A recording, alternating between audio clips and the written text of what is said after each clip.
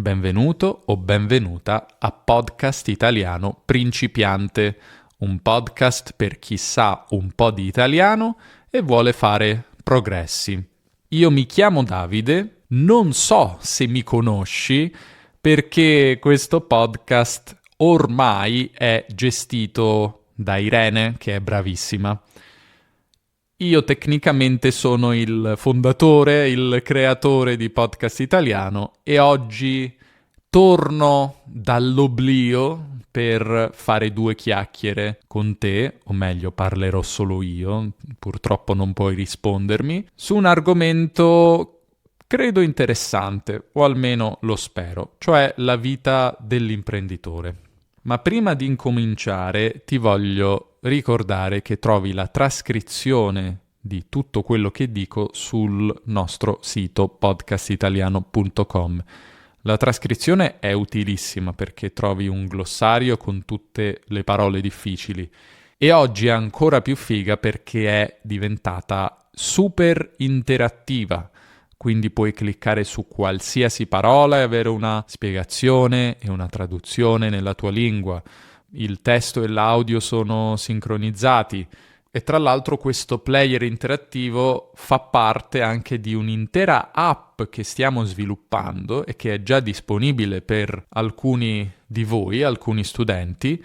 È davvero fighissima perché sopra trovi tutti i contenuti di Podcast Italiano che puoi imparare con questo player interattivo fighissimo.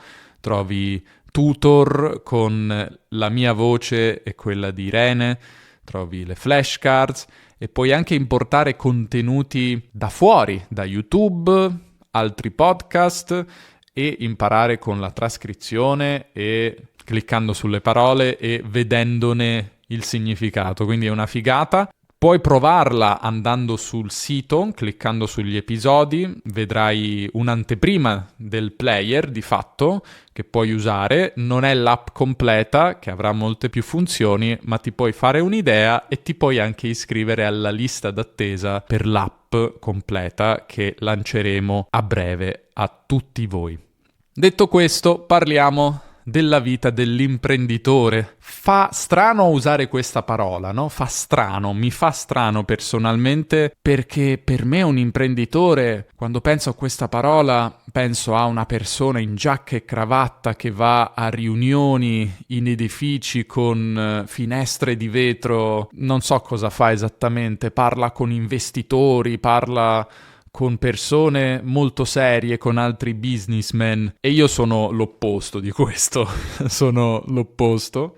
Ma tecnicamente un imprenditore è chi ha un'impresa, no? Non solo un grande imprenditore, ma anche chi ha un negozio o una panetteria, chi ha un'officina dove ripara automobili è un imprenditore. Quindi tecnicamente anche io lo sono. E lo sono diventato in maniera inconsapevole, cioè un po' come si dice la rana che bolle nella pentola e non si accorge che le condizioni stanno cambiando attorno a sé. Anche io sono inconsapevolmente diventato un imprenditore perché io facevo le mie lezioni di italiano anni fa, poi piano piano ho iniziato a guadagnare direttamente con i contenuti, con abbonamenti, con corsi, finché sono arrivato a aprire una vera e propria azienda, una società legalmente e oggi ho varie persone che lavorano per me, che rendono tutto questo possibile e quindi di fatto sì, sono un imprenditore con una sua impresa digitale. Vorrei parlarti un po' di quello che mi piace e quello che non mi piace di questa vita. È una vita che non fa per tutti, secondo me, e a volte nei periodi negativi mi chiedo se faccia per me oppure no, anche se ci sono dei vantaggi che me la fanno apprezzare questa vita, per cui non vorrei fare altro, quantomeno non vorrei lavorare per altri. Ecco, questo è il primo vantaggio di cui ti voglio parlare. Non mi piace lavorare per altri e a dire il vero non ho grandi esperienze in questo senso, visto che Podcast Italiano di fatto è il mio unico vero lavoro. In realtà ho iniziato questo progetto a 21 anni, Oggi ne ho quasi 31, quasi 10 anni di podcast italiano e quindi non ho avuto veri lavori, ma penso, sapendo come sono fatto, conoscendomi, che non mi piacerebbe lavorare per altri. Penso che proprio non lo sopporterei. Quindi questa è una cosa che mi piace, ma dall'altro lato c'è l'altra faccia della medaglia. Essere il capo di se stessi vuol dire essere il capo di se stessi, cioè bisogna assumersi le responsabilità di questo e obbligarsi a fare le cose come un capo. Un capo ti dice cosa fare, tu devi dire a te stesso cosa fare. E non è sempre semplice questo, bisogna avere una certa disciplina. Mi piace di quello che faccio che è un lavoro molto creativo. Ho un lavoro creativo che mi presenta sfide che devo risolvere in maniera originale, in maniera creativa, e dunque non è un lavoro noioso, è un lavoro che mi permette di esprimere la mia creatività, se vogliamo, che per me è molto importante. Io non riuscirei a fare lavori meccanici e noiosi, non penso proprio siano per me. Un'altra cosa ovviamente che mi piace è la libertà di fare quello che voglio delle mie giornate, di organizzarmi come voglio. È vero, devo lavorare, ho cose che devo fare, ma se io decido in questo momento che voglio uscire di casa e andare al parco o andare a fare una gita o andare, non lo so, al mare, se mi trovo vicino al mare, posso farlo, nessuno me lo impedisce e questa è una cosa stupenda per me, davvero l'apprezzo tanto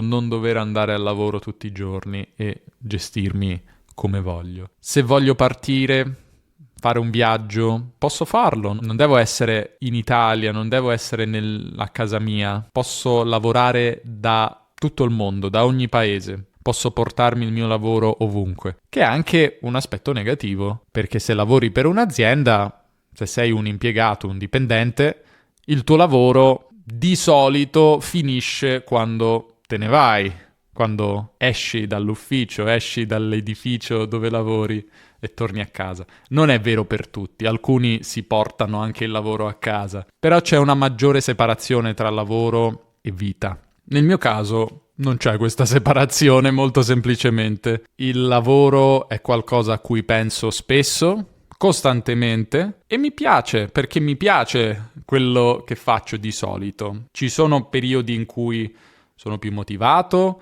ci sono periodi in cui sono meno motivato. Mediamente mi piace quello che faccio e ci penso spesso, quindi c'è meno separazione tra vita e lavoro, si riesce a staccare molto di meno, secondo me. Un'altra cosa che mi piace è la possibilità di guadagnare bene. Se uno è imprenditore può potenzialmente guadagnare molto di più di chi fa il dipendente. Dipende anche dal paese, però insomma se uno è un dipendente in Svizzera guadagna forse più di tanti piccoli imprenditori italiani, però in teoria questo è vero. Dico in teoria perché poi in Italia la pressione fiscale è devastante. Le tasse in Italia sono devastanti almeno per le imprese, sono davvero altissime, è ridicolo. Non voglio parlarne perché mi arrabbio soltanto e quindi diciamo le cose come stanno. Arricchirsi in Italia è molto complicato, motivo per cui tanti imprenditori vanno all'estero.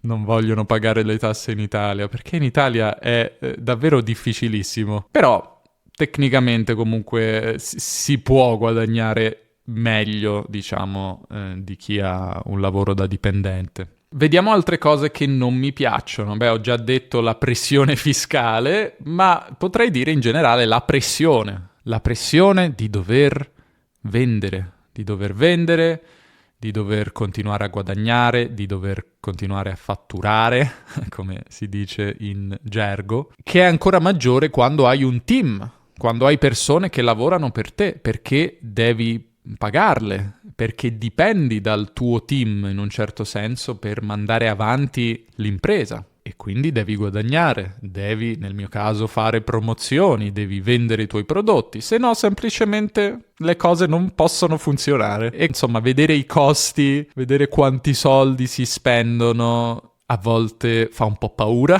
perché sono cifre da capogiro, come diciamo in italiano, a volte, ma è una cosa da accettare. In un certo senso, collegato a questo, c'è anche l'aspetto della corsa del criceto, come si suol dire, almeno in inglese, no? Sembra una corsa continua che ti dici, ok, ma dove mi porta questa corsa, no? Forse anche chi lavora per un'azienda ha questa sensazione, in un certo senso. Qual è il senso di andare a lavorare tutti i giorni? Non lo so.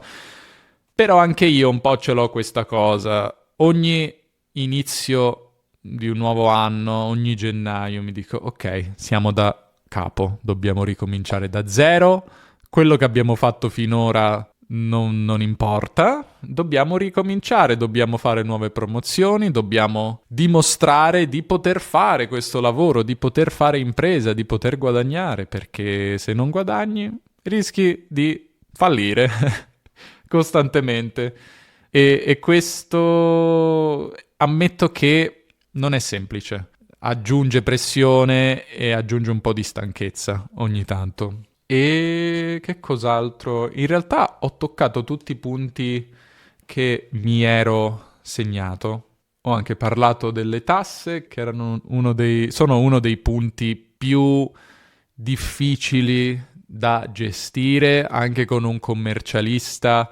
L'aspetto burocratico e fiscale è terribile, in Italia soprattutto, sembra davvero una giungla, una selva oscura, come direbbe Dante, entro la quale bisogna districarsi, ed è davvero difficile, è davvero difficile, non è un aspetto che mi piace molto dell'imprenditoria, ma anche chi di lavoro è freelancer può immedesimarsi e capire questa frustrazione. Quindi questo è tutto. Detto questo, mi piace quello che faccio in generale, penso che i vantaggi superino gli svantaggi e sono soddisfatto in generale di quello che faccio, ma dipende dal periodo in cui me lo chiedi.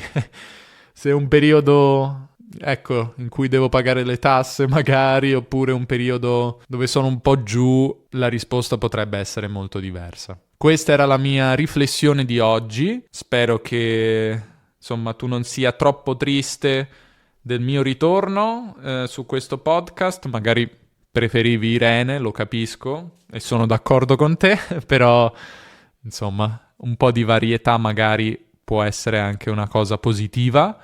Detto questo, ti invito a dare un'occhiata alla trascrizione sul nostro sito, che è una figata, il nostro nuovo player interattivo e la nostra nuova app.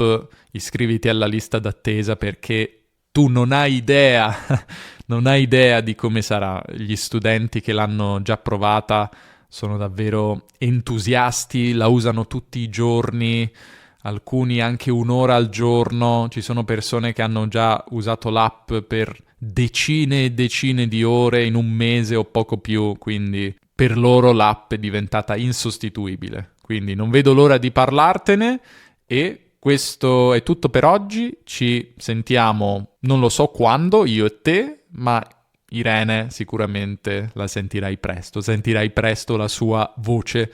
Un saluto e alla prossima. Ciao.